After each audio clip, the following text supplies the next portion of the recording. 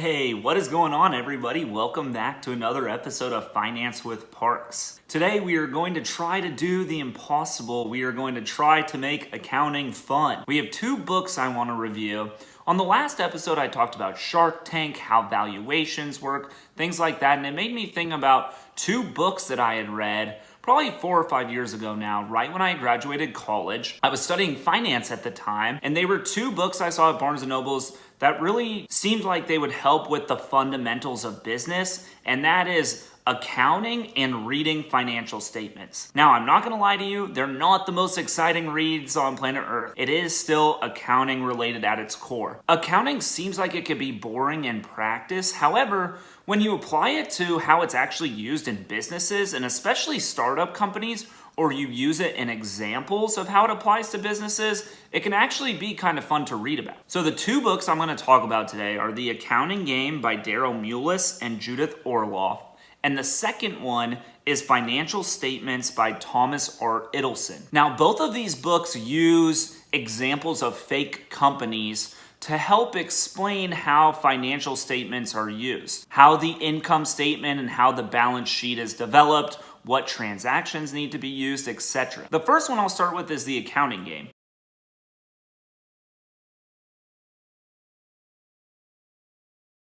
As you see on the cover, it looks like more of a kid's version of the book, but I will say there is a lot of accounting in this book. And it looked like at the beginning that it was going to be kind of a picture book, but to be honest, it is a little more complicated than I expected. The book starts out with a young kid who wants to start his own lemonade stand, which, is nostalgic for a lot of people who that was one of the first businesses they started. But it does a really good job of going in depth and kind of explaining beyond just the normal, lemonade stand. He asks money from his parents. He ends up having to go buy products. It makes you fill out the income statement, the balance sheet. How does the shareholders' equity work? There's a lot of really good stuff in here, and a lot of it is fill in the blank.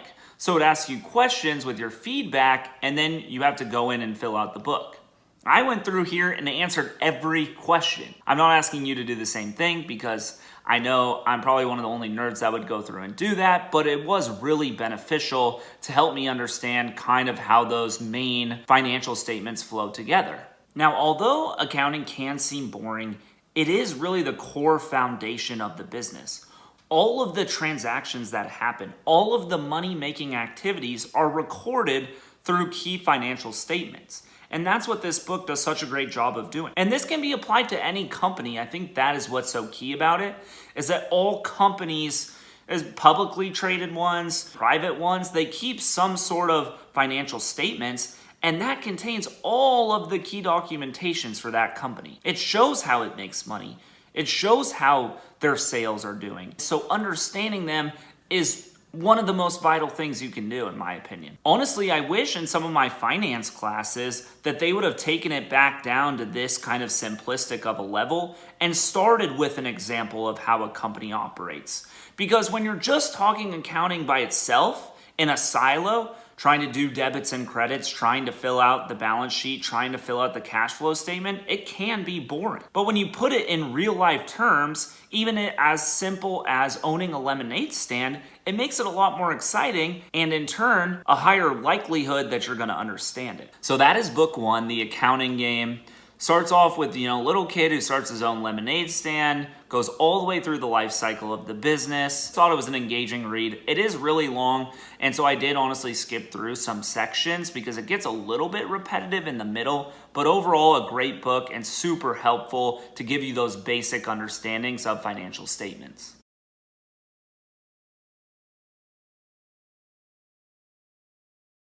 All right.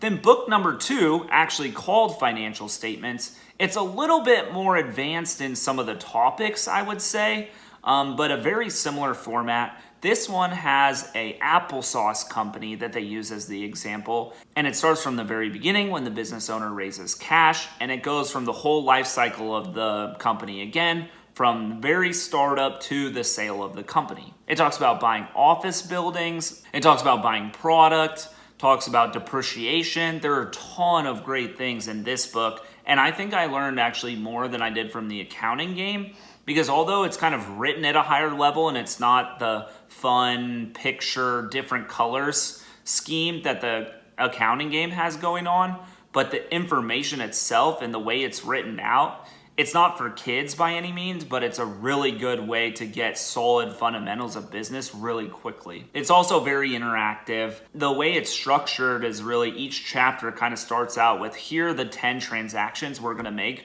or here are the 10 things that happened in the company. And what's nice about that, it's like 10 real things, 10 real examples of things that would happen.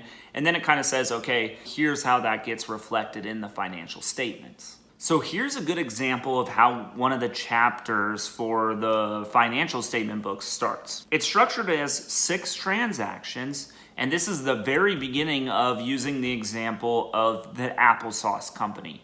Transaction 1, sell 150,000 shares of Appleseed's common stock, pay yourself your first month's salary. Transaction 2, borrow $1 million to buy a building, pay $1.5 million for the building, hire administrative and sales staff, pay employee health, life, and disability insurance.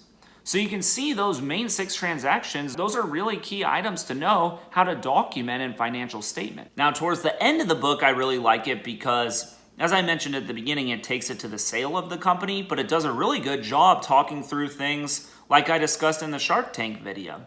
How to value the company, how to think about selling it to outside investors, what you think the business is worth based on your numbers. It does a really good job in the last 2 or 3 chapters breaking that section down, and you can apply that to either selling your company straight out or raising cash. So down in the description, I'll leave the 2 links for the books. I'm gonna keep this video short, but I really do encourage you to read them if you're thinking about trying to have a better business understanding. They're both basic enough for anybody to understand. And yes, it can be a little boring, but please, I really highly encourage you to read both of these books, because at the end of the day, so much of your life revolves around how companies operate.